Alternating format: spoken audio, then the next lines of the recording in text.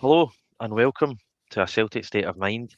It is a Wednesday. I am Patrick McGilp. I'm joined by John Yogi Hughes, but there is no Paul John at the helm. He may join us later on, he may not, but we have our trusted comrade Kevin Graham to help us get through this Wednesday afternoon. So I will dive right into last night's big news story.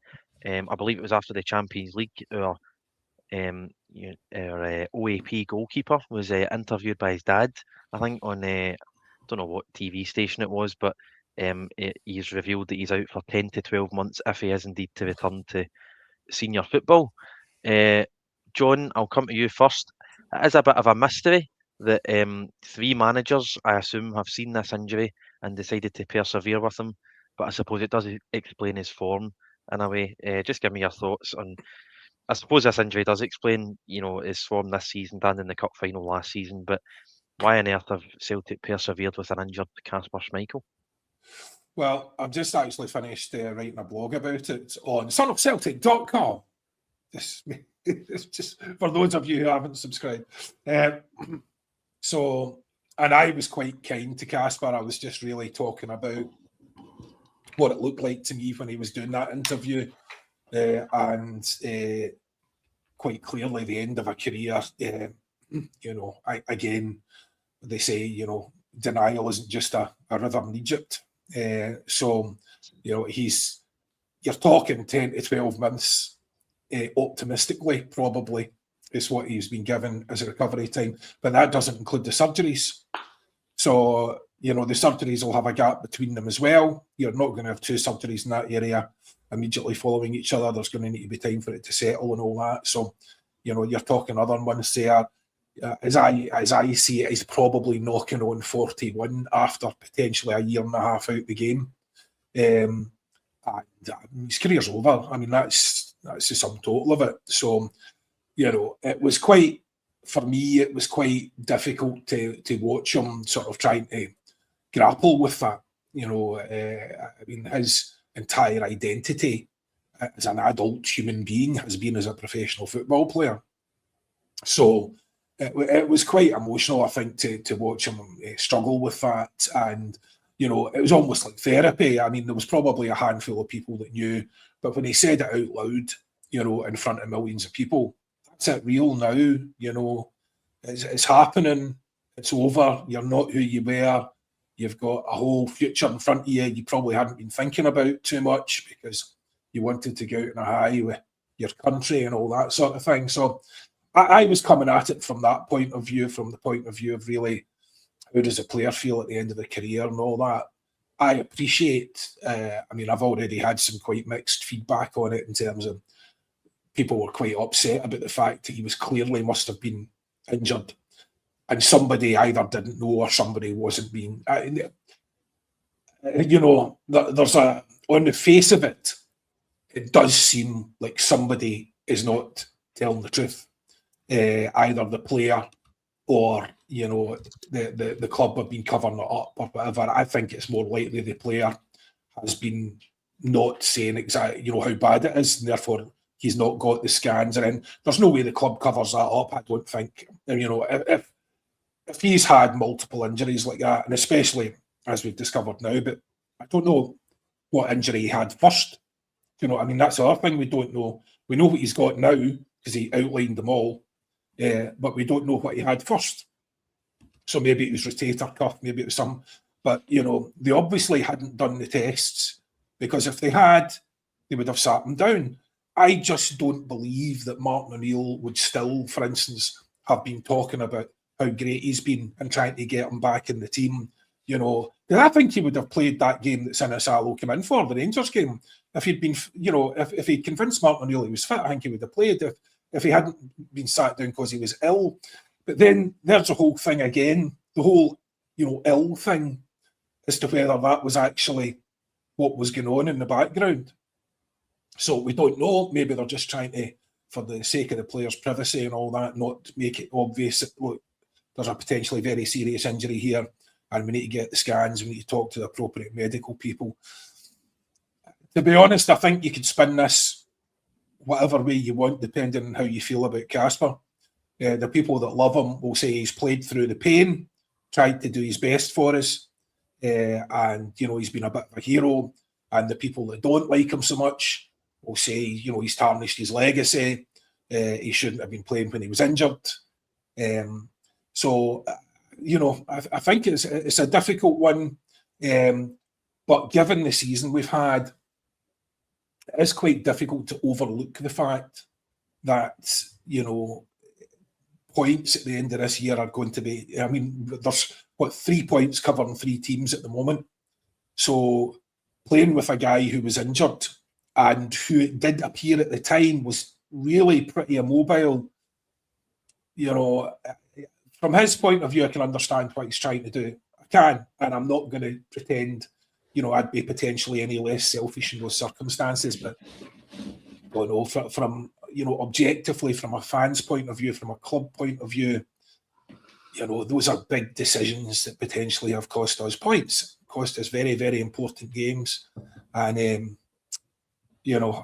without knowing the exact medical details, as I say, you can, really take your pick of what angle you want to approach this from, because, as I say, there are options available to you. It's I think there was rumours of his, I don't know if it was his left shoulder or whatever, and it does look as if it was against Stuttgart at home. He's maybe definitely picked that up. He played against Hibs, which I think is where a lot of the confusion is coming from. And then I think Sinosalo came in Stuttgart away, and he's played every game since, and he's done quite well in my opinion. I'm quite a fan of Casper. I quite like him as a player and as a character, so I do feel quite sorry for him. And at certain points in the ground, he was getting booed. I think against Rangers and maybe against Stuttgart at home, it's really, really poor, in my opinion. He's obviously been right off form since the Aberdeen Cup final. He's 39, he's 40 in November. I think you've seen Craig Gordon at Hearts, I believe, is 42. So it's not impossible that he comes back and, has another season or two. But the chances of that being at Celtic are basically slim to none. I think his contract's up this summer. And what you're saying about his point of view, the emotional interview, I suppose you can have all the money in the world, but it must feel pretty existential that something you've been doing your entire life is now coming to an end, and you need to face that reality. It doesn't really matter how much money you have, but Kev, very intelligent of you there, Patrick, because I actually described it as Casper's existential angst, but very well picked up. You hadn't even read that, but great minds. Great minds think alike. We're obviously in sync. Kev, obviously, there's a good chance it is the end of his career, Celtic and sort of professional. His last 2 games were, I think, was it 4-1 we lost to Stuttgart at home? I can't even remember. 4. And 2-1 at home to Hibs. So probably not the ending that he would have wished for, but he has had a brilliant career. Obviously, the highlight would have been, apart from playing for Celtic, the highlight would have been winning the Premier League for Leicester. So what's your thoughts on Casper Schmeichel? Firstly, as a Celtic player, as a footballer, and then just the situation that's sort of unfolded in the last month? First things first, I need to mention John's blog that I've tried to log on to it a couple of times, John, and it says it's coming from an unsafe source. So I think that's got that right, but I don't think that message is meaning what actually means. It must be crossing streams. Must be crossing streams. An unsafe source and contains sensitive material that may offend. I don't think it'll ever offend me. But, Casper, aye. If you look at this point last year, we were all wanting him to actually get a contract. He's probably one of the main reasons that we qualified for the playoff stages for the Champions League last year. He saved that penalty against Rangers in the League Cup final, and at this point last season, everybody wanted him to get another year. Then that injury happened, and it's been downhill for that point ever since. Look, I think a lot of folk are quite annoyed that he never mentioned Celtic in the interview, and it's an American TV station who are not probably going to really be too bothered about Celtic, and they were going for the Denmark World Cup angle. Also, the last time that he was in a Celtic, he was in a Celtic jersey. We booed him. The Celtic support absolutely booed him. So, but he got an extension at this point last year before the injury, and it's been downhill since then. He was rushed back for the cup final. and that didn't end well, then everything that's happened after that, you could actually tell now with hindsight and having a look at it, it's a guy that's been really, really frustrated with himself, absolutely worried at times that his shoulders are about to go. And I do not blame the player for playing. You can argue that if it wasn't a World Cup year, he might have chucked it before now, but he was desperate to go and play. He wanted that World Cup to be his swan song. He did, and let's not get that. And we were the vehicle to get him to that World Cup. With regards to our management and our medical staff, we're not going to no play a guy who's got that experience and who is that good a goalkeeper. It doesn't matter. There have been hundreds of players played for Celtic when injured. Yes, he's ended up costing us points. He's cost us a cup final.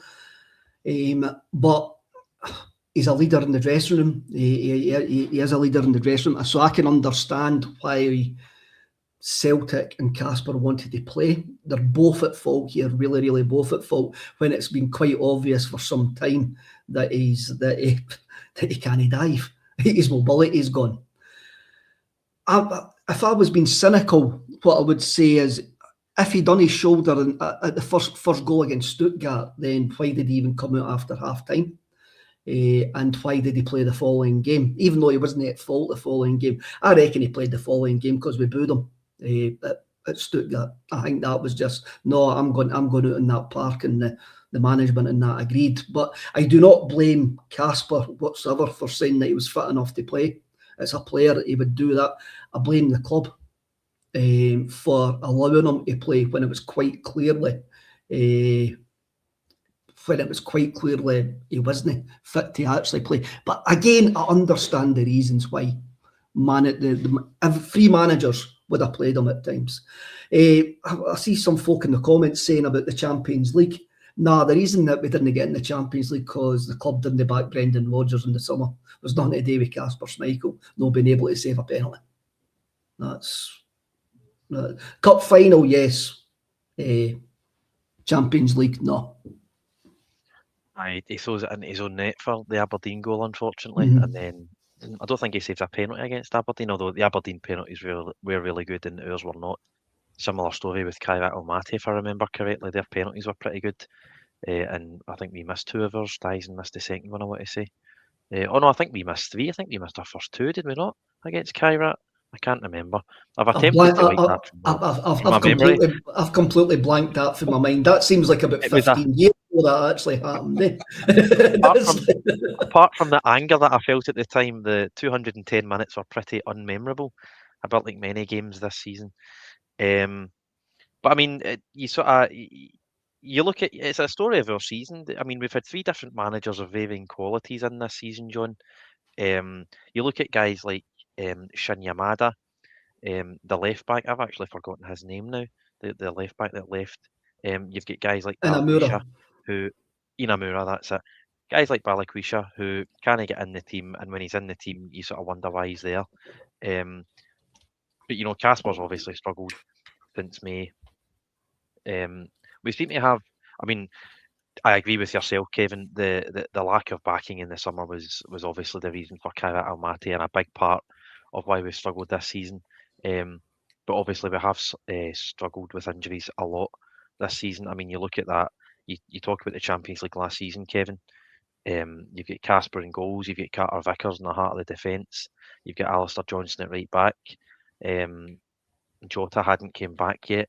But you're missing so many players through injuries, and this is another one. And I agree with yourself, Kevin. You shouldn't be booing Celtic players. I don't like that at all. But I can totally buy into that as a reason for him playing against Hibs, and it is a sad ending. I know not many football careers end on a high and end with a fairy tale ending, but injuries have been such a struggle for us this season. We've persevered, and it's probably cost him his fairy tale ending at the World Cup. But just on the injuries, I mean, it's now affected Casper Schmeichel as well. It might end up working in our favour in a sad sort of way with Sinosalo in goal, but it's a bit of a worry, not only this season, but it sort of feels like every season we've got one too many injuries for our squad. Well, we've got plenty of. I mean, injuries are one part of a massive problem this season, but what Casper shows you is that managers are only human as well, and they are prone to not be objective, because you've got someone with Casper's reputation who has done good things in games even this season, and you're basically ignoring some real obvious signs of deterioration, and you're doing that purely based on his reputation. If we just signed a guy and his name was Joe Bloggs and that's the way he was playing, he'd have been binned ages ago. Wouldn't be any question of that. So, the reputation has bought him a lot of time, and it was very clear before we knew any of this really. I thought Scales' comments actually buried him, absolutely buried him. I thought that was the end of his career right then and there, because when Scales came out and said it's great to have someone who can actually command the box and all this sort of stuff, I mean, that was a real shot, and I don't think it was deliberate. I think he was just praising Sinosalo, but that's what we all saw. I mean, I said that last week. Between Joe Hart and Casper, we've had two guys who are essentially super glued to their line. Do you know what I mean? So to see Sinosalo come out and actually taking balls in the middle of the box and then playing as sweeper and running out and clearing it, and basically being as athletic as a man of his age who's a professional athlete should be. So it's been tremendously impressive to see that. I thought he'd done another good game again at the weekend, but I would say he was at least 50-50 to blame for the pass to Rio, if not 75% to blame for the pass to Rio. That was a mistake. But again, relative to what we've seen from Casper as well, his distribution has been getting worse and worse. How bad really was it? So again, I think Sinosalo will do well for us. He looks like he's got all the attributes, and I look forward to seeing how he develops. But in terms of the injuries, it's just been woeful, hasn't it? I mean, it's just like, we get guys in for 5 minutes and they're away. And again, there's a combination of having to rely on guys who haven't had a lot of game time. Then you're signing guys who haven't had a lot of game time.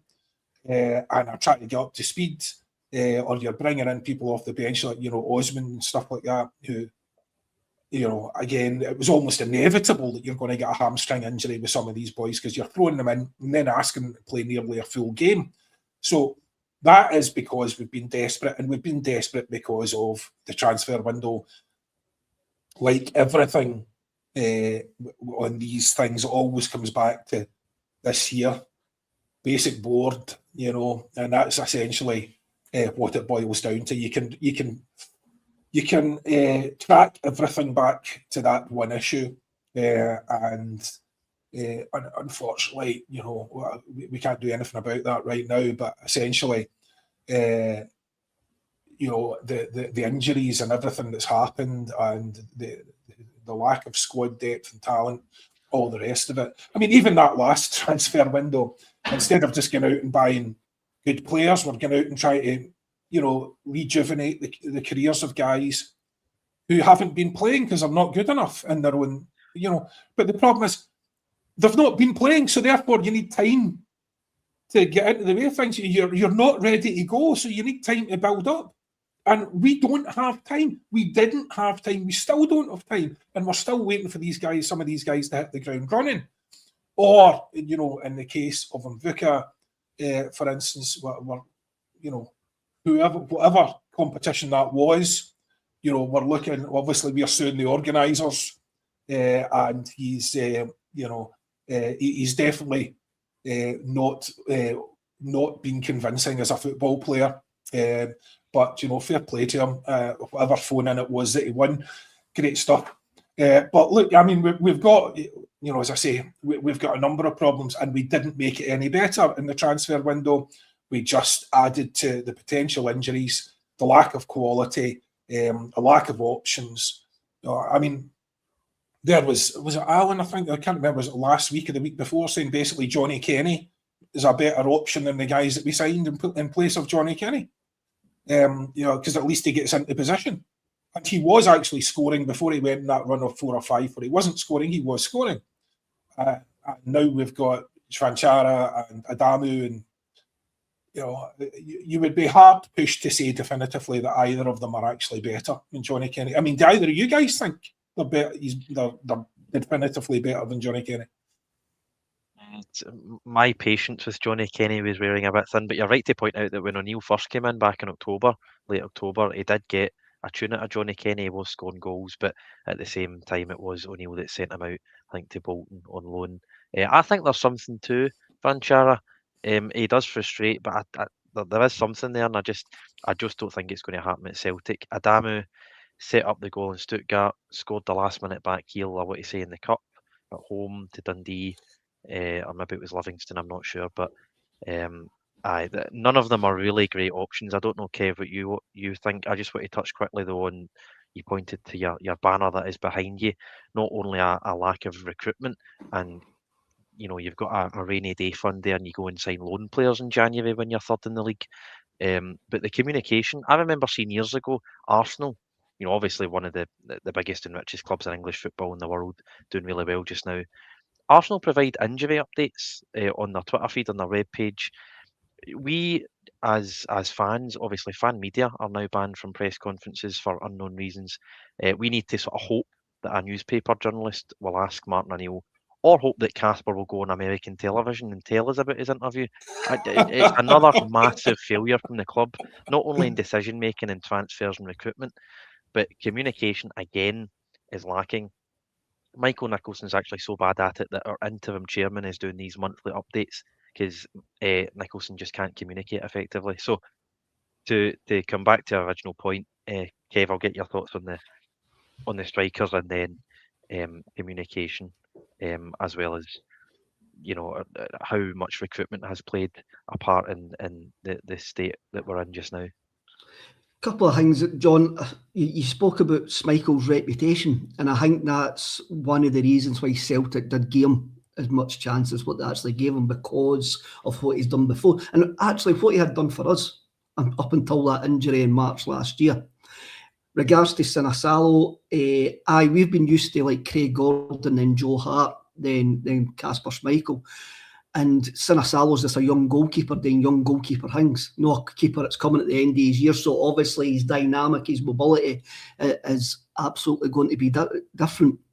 Regards to Schmeichel going on American telly and saying that last night, I don't think that was really planned. I think that just sort of happened off the cuff. He only got that news on the Tuesday, but I think there's been a feeling within the club that they've known, he's injured, he's back training, he's been taking injections, and O'Neill's been quite coy with us over the last couple of weeks, and I think the club sort of knew this was actually coming, and they were probably hoping that they could have got to the end of the week, and Martin, as usual, spokesman of the club, would have came out and says Schmeichel's going to be out for or Schmeichel would have came back to the club and done a press conference and said, look, I'm going, this is what's happening. But that happened last night. I'm not really that bored about it. We ken that we're bad with communication. Anyway, Adamu and Schmeichel and Vuku. Now remember that episode of Only Fools and Horses when Rodney wins a competition to go to Spain and join the Groovy Gang. That's what Vuka reminds me of. When like Rodney, that's what Vuka reminds me. And like his agent's Del Boy trying to pass Rodney off as a 14-year-old, and his agent's trying to pass Vuka off as a football player. With regards to the two of them, I just reckon the club wanted bodies in there and to see if they would be any better than Johnny Kenny, and it's not really worked out that way. There hasn't been a massive upgrade on Johnny Kenny, but as Patrick rightly says, O'Neill got a bounce out of Kenny the first time that he turned up. But I think they wanted some other voices in the dressing room, some other characters, some other characters in the dressing room, and they've brought in these guys who were damaged goods. Like we went to the Every van and actually took out 3 damaged parcels and say hopefully that's going to suit us. So they haven't done enough for me. Can I say that they're actually any better than Johnny Kenny? No, I'm more disappointed that they haven't gave us that boost that I wanted. I wanted a sort of Ida boost that we had 2 seasons back when he came in on loan. It may still happen. I really don't know, but at the moment, as I says on Monday, even though Swan Chara came on Saturday and did okay, he can handle the pressure, penalties and stuff like that. It wouldn't surprise me whatsoever if he starts on Sunday and gets hooked at half time. It wouldn't surprise me.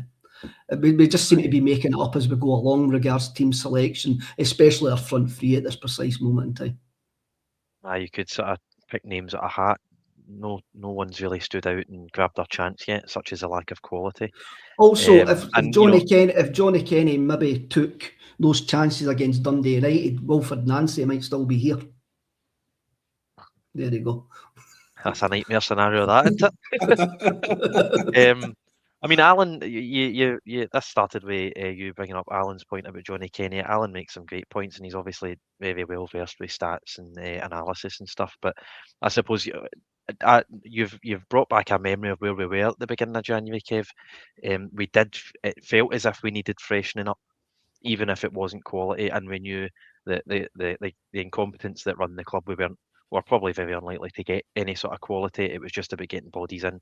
Even though we've needed a striker since last January, they were unable to identify over the course of 12 months. It was sort of emergency loans. So I'd agree with that. I think at the time it did make sense to loan Kenny out and bring some new guys in.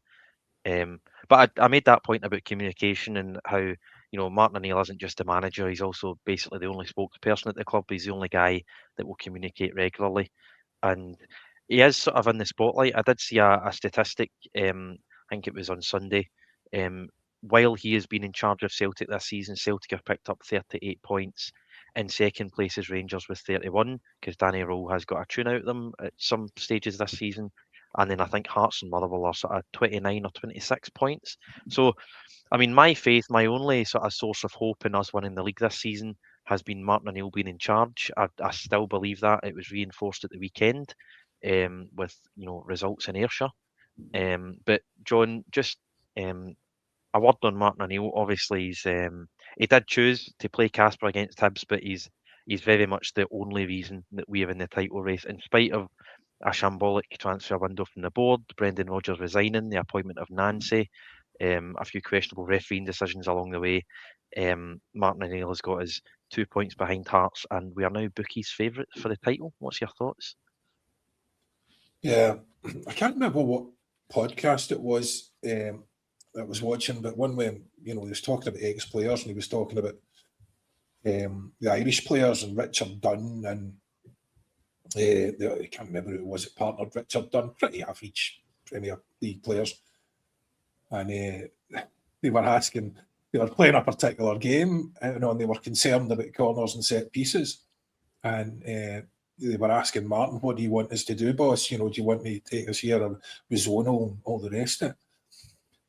And Martin O'Neill was just, you're there to head the effing ball. That's what you're there to do. You stand in the middle and you head the effing ball. Can you do that? That sort of way. And I just think that really made me smile, because I think that's just Martin's way. I mean, you could see Martin screaming at Sinosalo even during the Motherwell game to go along with the clearances because we were getting put under pressure. We weren't playing out successfully through the press for a lot of that. And again, when you go back to the much vaunted Bayern Munich game last year, but even in Europe last year, one of the things we did brilliantly was play out through the press. But you need good players to do that. You need good players playing well to do that, because you're inviting pressure. So you're asking the other team to put you under pressure.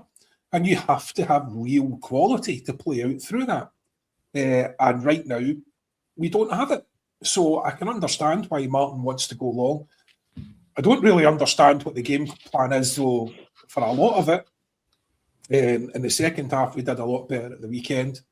But, again, it was pretty tight up until the sending off. So I'm not really sure what it is that how we're trying to play, because, we're booting it long, but then, we don't have the players to win second balls. And again, I think a lot of how our games go, the vast majority of it seems to depend less on how we set up and more on how they set up, and then how we react to that.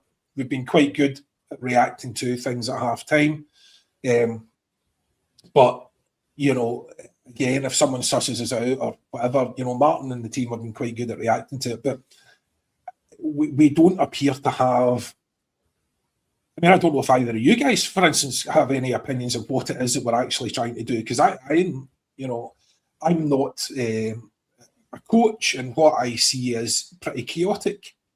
And we don't appear to have control of the ball for long periods. And we don't appear to be trying to have control of the ball for long periods. But when we do get it down, when we do win it back and can hold on to it for a couple of minutes, then you start to see some good players. You've got your Oxlade, Chamberlain and Negrin, despite his misses at the weekend, which were pretty glaring. Did some good things as well. So I thought, for instance, Rio Hatate, apart from that mistake, which I think was Sinosalo's fault, Rio Hatate's come back onto a game. And I was very impressed. I wrote a blog about it, the son of Celtic.com, did I mention that? So I wrote a blog about it the weekend, just about the way that Rio looked after the wee fella from the St Roch's hearing impairment unit before the game. I thought was amazing. Down at eye level, so he could see him, because he knew, obviously issues with hearing, and then taking him through every high five. I just thought, there's a good lad that I would like to see succeed. And then he's, you saw after Big TC's penalty, he reacted to that punch in the turf, and really the relief, I think, obviously, because he felt as if he'd cost us that first goal, and the passion. And I just think he's come very close now, getting back to the best of what we've seen of him in a long time, which is brilliant for us. Brilliant, because obviously, especially without Calmac, we are desperately lacking in leadership and, a focal point. And if he can do that, and he's not... I mean, I've given him absolute pelters, a possession-losing machine. And, at one point there, he had gone. He wasn't just an empty jersey. He was a liability. He was actually costing us games, with his discipline and stuff like that, and the whole jogging about. And it just looked like he'd lost interest in the game. He'd lost his love for the game. He'd lost his passion for the game. That's what it looked like. And that seemed to be translating into his play. But now, to me, it looks like something completely different. It looks like his passion is back. It looks like he's interested again. And I don't know if it's, Martin O'Neill's put an arm around his shoulders or a rocket up his backside, but either way, it appears to be working. And Martin O'Neill himself said he's been working really hard in training to try and sort it out. He knows he's not been playing well. So there is that issue with confidence as well. So now he's got his confidence back. But we desperately need some of these guys who were great players for us at certain times, like Maeda and all the rest of it. We desperately need some of these guys to find some form again. And we could be very lucky here and have Rio go from, liability to leader. And if he can do that, that's going to be extremely helpful in trying to win this title. Yeah, I think it was that game at Ibrox. He came on second half, turned the game around, and he's been a lot better since then. It did look to me as if it was a Sinosalo mistake, but I've barely seen it back. But he does, I think he does try and turn, so it's sort of 50-50. We did play ourselves into that danger, but obviously, as I said a few minutes ago, Martin O'Neill, the fighting spirit that we've shown. I think I don't know if I said recently or wrote somewhere that what this team might lack in quality, they certainly make up for in sort of heart, fight, and belief.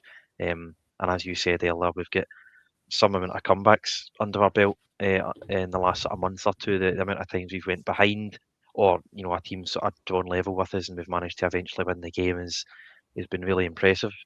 I want to sort of go back to we were talking earlier about the booing of Schmeichel, which I really don't like and I can't support at all, as well as the ban on fan media for press conferences.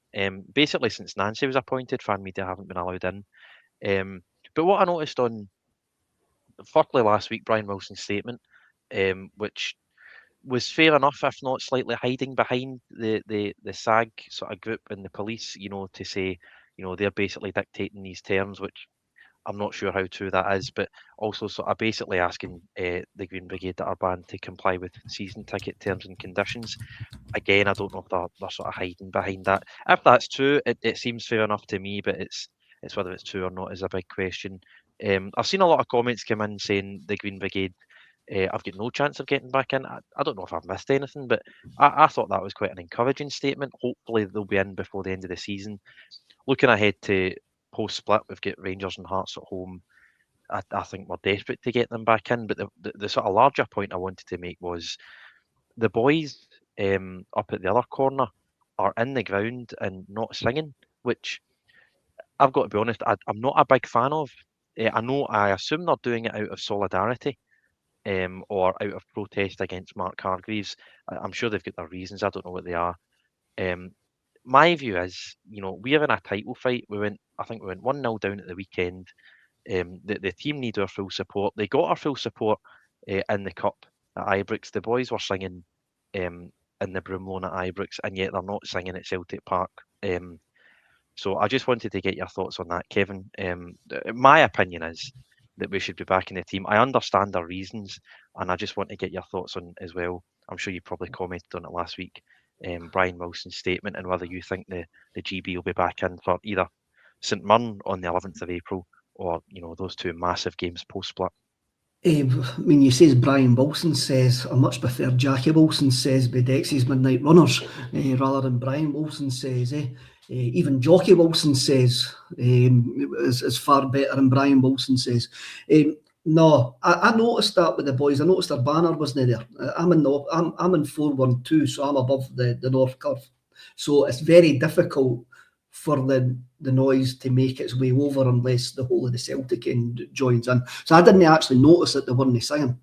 When we equalised, I think the atmosphere in the stadium actually went up a notch because the team were giving us something to actually get behind. They had a wee bit of identity like they had in the second half at the two each draw at Ibrox, and even in the second half. I think the team at times reverts to Brendan ball the next half and half. Anyway,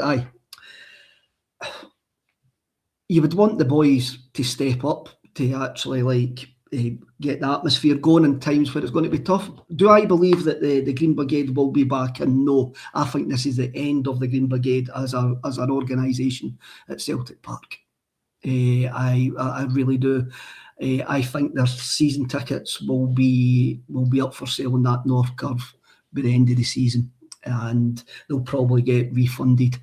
Well, they should be getting refunded, but I think this is the end of them as a presence within Celtic Park. Wow. I'm quite shocked by that. I assume they're going to get back in at some point. I genuinely thought, listening to Brian Wilson's statement, that some progress had been made. I'd seen that comment on the huddle board as well, saying that. I'm coming at it from a point of view that Police Scotland don't want them. And the safety advisory group dragged their heels to get Celtic that standing sections and done everything to try and stop it. So they will be taking the police's ear on this. And if the police are going, they're not getting back in, then they're not getting back in. And the safety advisory group will be threatening Celtic with all sort of pulling the licence, which means that insurance.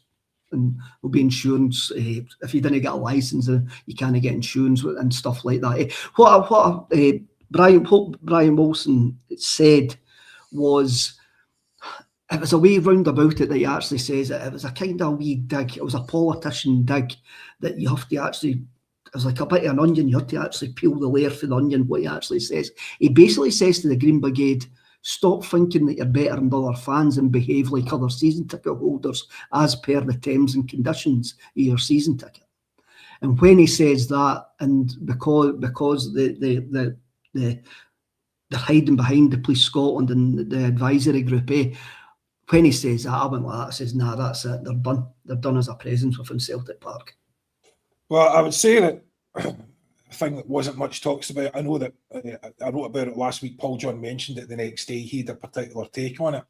But the one thing that wasn't really picked up was, the whole pig watch thing, and them being told that I would never have believed Brian Wilson would have says pig watch on a Celtic club channel. No, that was like but yeah, when he said that, it was the issue to me was, you have said that this is about safety and about policing and all the rest of it. It is not illegal for any member of the public to film a policeman in the when they're carrying out their duties. Very much as the police can film them, they can film the police. That is their right. But it is being demanded that they don't do that. Now, that is against their rights. They have a right to do that, as any of us do. You can film whoever you want in public carrying out their duties, especially the police. They have a right to do that. So what gives the Safety Advisory Group and the police the authority to say you must accede to these terms and conditions, even though it is illegal for us to demand that you don't do that, because that is the law? It's the posting it on social media, John. It's what? It's not the filming them. It's the posting of the pictures on the North Cubs Twitter page. But that's exactly, you're entitled to do that. There is nothing against the law about that. You may not like it, and they could have said, "Listen, we would prefer you don't do this," but it is a demand, and they are legally entitled to do that. I don't think they are the Security Advisory Group or the police are legally entitled to demand. They don't, because they have a right to do it. They have a right to post it in social media. They have a right to, blow up poster-sized pictures and put them wherever they want. That is their right. You are working in public, and if you don't want to be filmed in public, you probably shouldn't be in that job, especially in a job where you are, in turn, filming people in public. So, again, I don't buy it. The other stuff, adhering to the terms and conditions. So I'm going to play devil advocate here, look, yeah. John. So do you agree with a pig watch then? They're entitled to do it. It doesn't matter whether I agree with it or not. That's just an opinion. The legality is they are entitled to do it. So anything else is just an opinion. That's my point about the Safety Advisory Group and the police. They don't want them to do it. They don't like it. That's fair enough. You don't like it. But you're not entitled to tell them not to do it. So, that's just tough.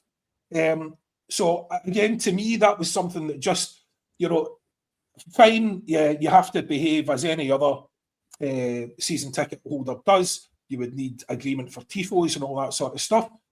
The club as a private entity is entitled to say that. That's absolutely fine.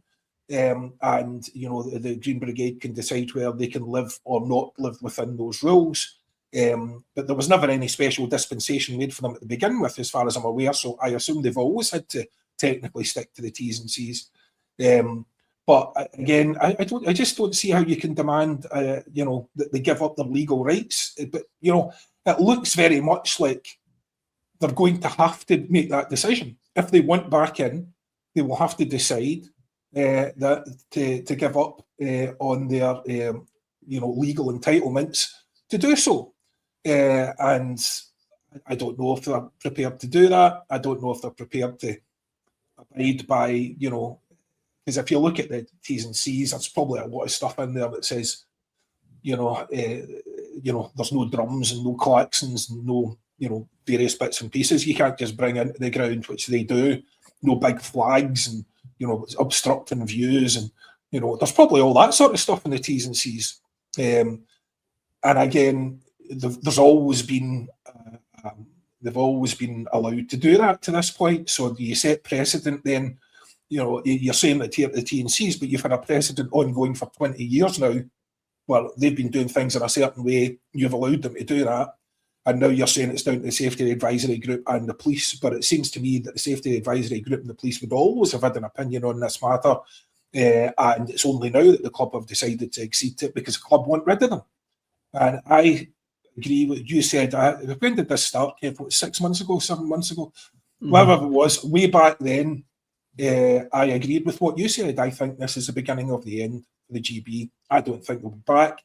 I don't think Nicholson, certainly Nicholson, Mackay, Hargreaves, all want to see them done, finished, and they will make it so. Because if it is true that we're talking about the CEO being replaced at the end of the season, why does he care? He's not looking at the future. He's looking to get his revenge on guys who have been targeting him in terms of trying to get him to, try to get his job terminated. Why does he care? He's just been sitting there and like, make do. And from a professional point of view, why does he even care if we win this year? He's going to be gone by all accounts in the summer if we can find anyone mug enough to take his job, which we haven't been able to do so far. But why does he care? It's not going to make any difference to his CV. It's very unlikely he's going back in another CEO position. He'll probably go back to the contracts law.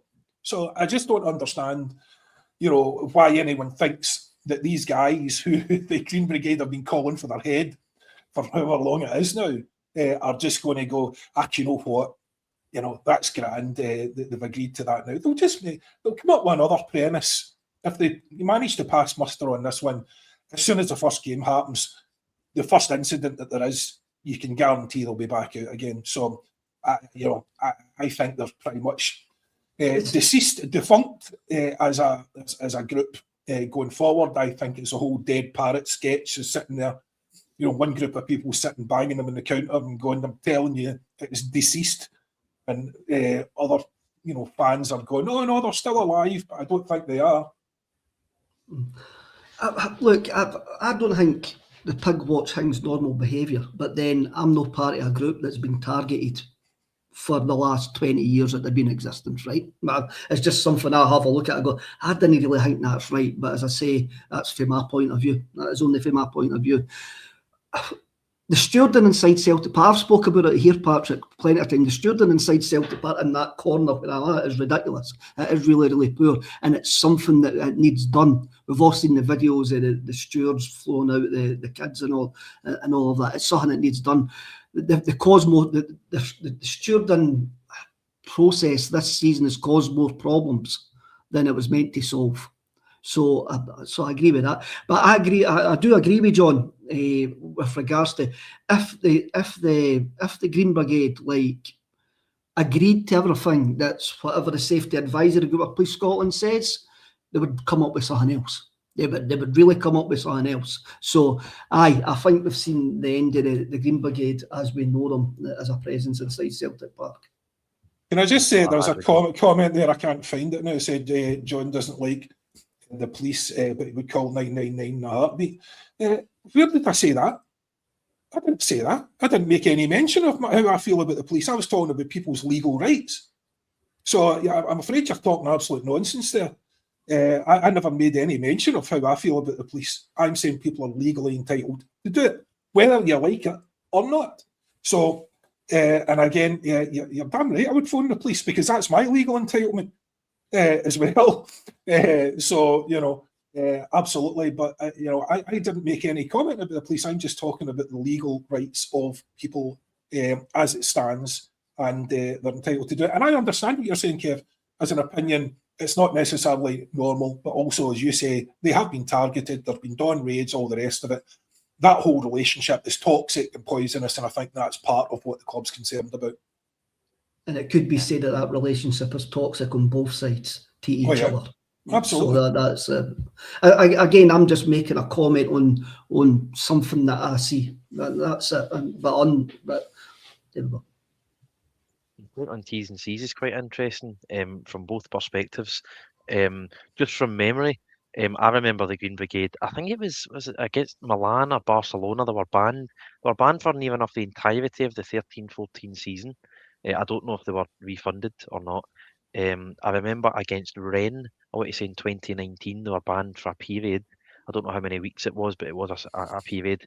we obviously season ticket holders all paid for basically a pay-per-view thing at home during the COVID season. We all know how the COVID season went. After the Palestine display against Atletico Madrid, the Green Brigade were banned again for I think 6, 7, 8 weeks. And then again this season, it was Martin O'Neill's first game back in late October, and I think the ban was shortly after that, and they've not been in since, not officially anyway. And so that's about 4 or 5 months that's gone on for. So, I mean, in terms of T's and C's, I mean, how often, as a customer of a business, how often are you going to buy a product? 50% of the time you're going to be banned from using that product, and then be hopefully refunded at the end of a football season. As a customer, you wouldn't be too happy if an organisation decided to do that. But as football fans, we are emotional. One point I wanted to make, and I'm playing devil's advocate here, I really am. I don't really agree with filming. It's a bit nasty. It's a bit like a surveillance society. It's like 1984. We're all sort of filming each other to get one up on each other. It's unpleasant, I imagine, having a camera pointed in your face. But I mean, you've made a good You point. get it in every away. You Police. get it in every away game. Aye, Every aye, away but the game, police. we're filmed going in and out the stadium. I Aye. go on a supporters club, and I know for a fact that the police know everybody that goes up on my supporters bus. I know the level of detail that they'll have on football fans leaving every village and town in Scotland. So I know that. And They're probably the filming DB your always supporters. ensure. Sorry, they're probably filming your supporter bus, Kev, when it leaves the jail. So They always ensure to, when they post photos, they always ensure to blur faces when they upload the GB of their section to social media. So they're obviously conscious of having their identities known by authorities and stuff. But as well as that, on T's and C's, I'm pretty sure it's part of the T's and C's that you're not allowed to sit in a seat that isn't yours inside Celtic Park, which I think the vast majority of season ticket holders probably have fallen foul of at one point or another. Going and sitting with their mate or their uncle or whatever it is. So, if you want to hang people up on T's and C's and get them banned for 5 months, they could probably do it with anyone. So, again, like I said, 10, 15 minutes. that happened in the last game. Aye, there's a hype behind it. But there's a couple of boys came and sat down. Wasn't their seats, because everyone knows who the seats belong to. Wasn't their seats, and they were annoying people round about them when there was nearly a fight started. So, it happens all the time. Yeah. The final point I want to touch on. Sorry, on you go, Kev. I mean, I can't remember what my point was actually. Was it about terms and conditions? No, on you go. I'll come back to when I want to interrupt you. Don't worry. Over 3,000 live. It's only John that interrupts me, to be fair, but it'll be a nice change, Kev. It was about collective punishment. There we go. It was quicker than what I thought it was. With regards to the Green Brigade, the incident at the Falkirk game, I think there's been a couple of boys charged, and so they shouldn't be barring 300 guys for fives that are waiting to actually go to court for that charge. The other one should be let in, but it's kind of moved on a lot since that. Then collective punishment, fan media, and that Acsom were basically banned in my opinion, like, because they were in the collective and the club didn't like some of the fan media and who was involved in the collective, and that's why Acsom's been banned. And they're just going to run with it now. They're not going to back down with that, and I don't expect fan media will be let back into Celtic Park either, because they didn't want us. The Celtic board didn't like the fans, and I don't know how often they have to they like our cash, but they just see us as a pain. They really do just see us as a pain. They've never thought about reduced ticket allocations or anything like that for us. So it's like, but I didn't agree with a collective punishment. In the comments there, you've even got someone go, are we just regurgitating the board's position so that fan media can get back in? Or like Acsom? I don't think I've ever, do you know how many times I've got to say it? Regurgitating the board's position sitting behind this banner? What are you talking about, man? Right? So the other thing is, of course, that the fan media is beneficial to the club, right?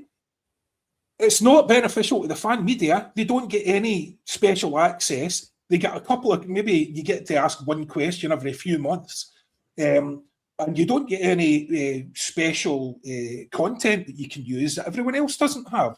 So it's barely useful to fan media, but it's massively beneficial to the club. And we saw how beneficial it could be after that Rangers game, when the narrative was completely controlled by people who do not have the club's best interests at heart, who are quite happy to damage the club and the fans' reputation, quite happy to hang us all out to dry.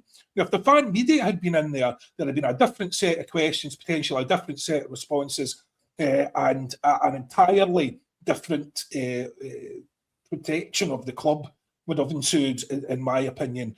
So the club are cutting off their nose to spite their face, because, as you said, Kev, that they don't like the fans and don't want to have that interaction with them. But it is to the club's detriment. It's not to the fan media's detriment. Fan media existed before that access was granted, will exist, still exists now. It hasn't made any difference at all, really, to us, but it has made a difference to the club, and that's very clear. Yeah. You touched earlier on Michael Nicholson leaving at the end of the season, and we've all been talking about season ticket T's and C's. I think I would suggest it's going to be very difficult to sell season tickets if he doesn't resign. On the other hand, it might be a great season ticket advert for him to resign. I think it would certainly encourage me to resubscribe to my season ticket. I would have to give a long, hard think about it if he's still in charge as CEO, whether I'm willing to give Celtic 400 quid for my season book. So it will be really interesting, the spin that they put on it. What spin are they going to put on it? Because I was talking to a Rangers fan at my work, and he was saying to us before the Scottish Cup tie that that was their season book renewals out that week. They were asking Rangers to renew that week. And when you saw the Rangers statement after their pitch invasion, you could tell that their season book renewals had just came out the week before, because there was no condemnation whatsoever. So it'll be really, really interesting, the play that Celtic make to get their money. It'll be really interesting, the tone of it. Aye, well, they're all really competent people, Kevin, so I'm really looking forward to the high-quality advert that they put out. Just we're about to wrap up. We've got over 3,100 people live, 3 minutes left. So I wanted to get your thoughts on the weekend. Obviously, we kind of beat around the bush. We had a massive win against Motherwell, but then there was a massive game in Ayrshire which really boosted our hopes in the title race. We're now only 2 points behind Hearts, 1 point ahead of Rangers.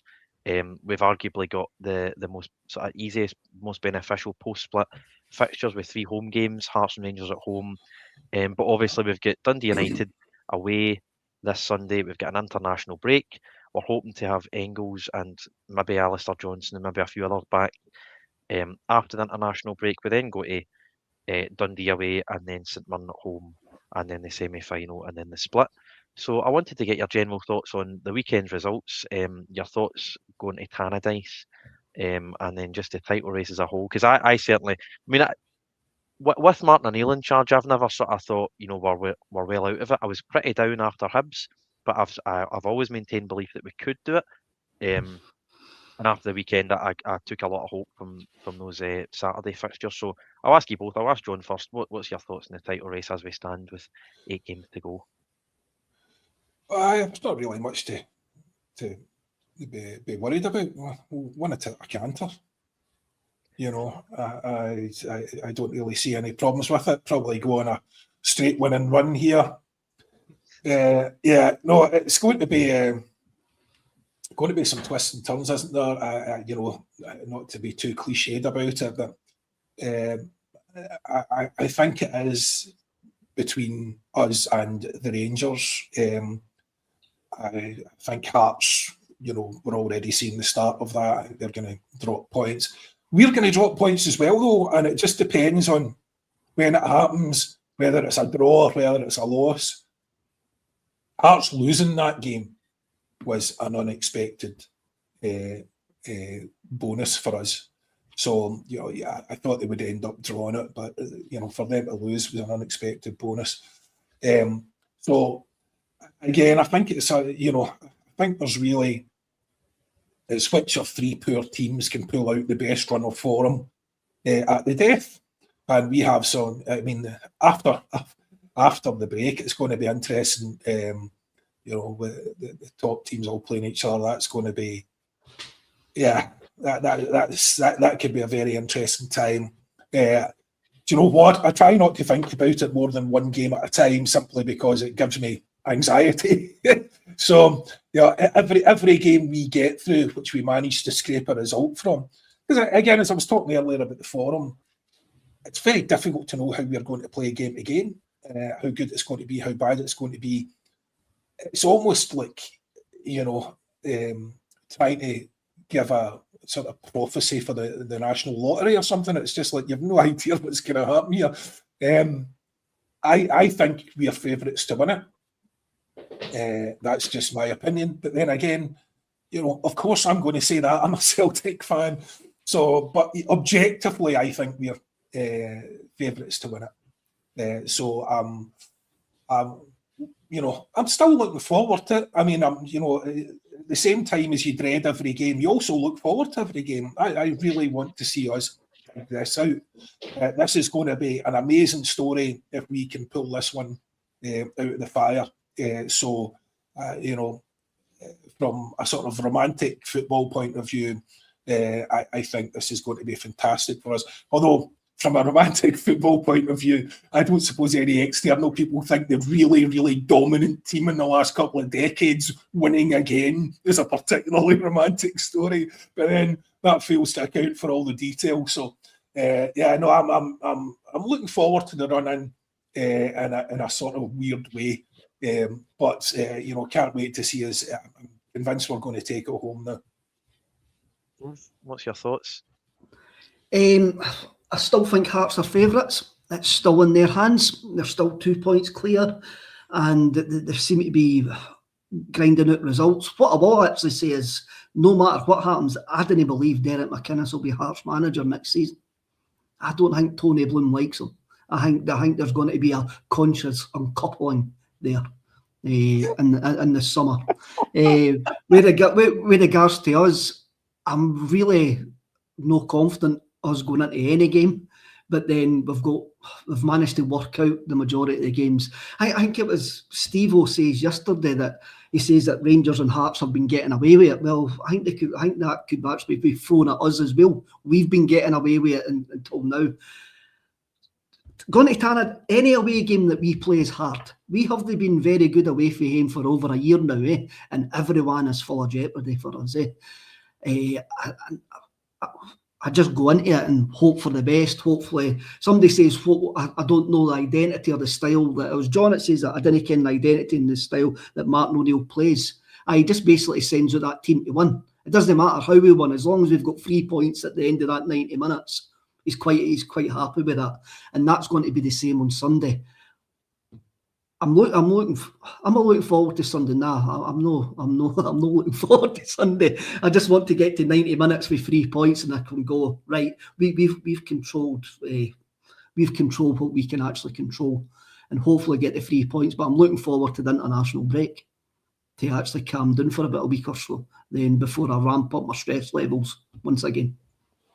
In a sort of similar vein, I'm sort of, I don't know, it's just that point in the season, I'm sort of desperate for the split in a way. I want to know what the fixtures are, and there's going to be, it's basically 5 big games, isn't it, that are going to decide the league. I just want to get 9 points out of 9 as quick as possible in these 3 games, book ourselves a place in the Scottish Cup final, and then those fixtures will be interesting. We've got Hearts and Rangers at home. You were saying about us dropping points, John. I hope we play Hearts first, beat them, and then you might be able to take a draw at home to Rangers. It's an interesting one with the maths. You'd have to look at it on the day, but the chances of us winning 8 out of 8 are pretty slim. So you're looking at where you can afford to drop points, and obviously Hearts at home is not one of them. But as long as we get 9 out of 9 ahead of the split, we're obviously 40 years on from Love Street, and we're in a title challenge with Hearts, who just so happened to play Dundee at the weekend at Tynecastle. Let's hope Albert Kidd is on the team bus. I think he should be at the front of a Celtic Park when Hearts come to Celtic Park. Just a bit of psychological mind games there. And of course, Derek McInnes, as we know from his time at Aberdeen, is a massive bottler when it comes to post-split fixtures. Let's hope that continues. What will continue tomorrow is Paul John's hosting of a Celtic State of Mind. He will be back for the bulletin at 12:30 tomorrow. I hope I've done all right filling in from him. This has been... Cheers. This has been a Celtic State of Mind on a Wednesday with me, John Yogi Hughes, and joining us as well, Kevin Graham. Thank you for joining us on A Celtic State of Mind. Cheers. Well.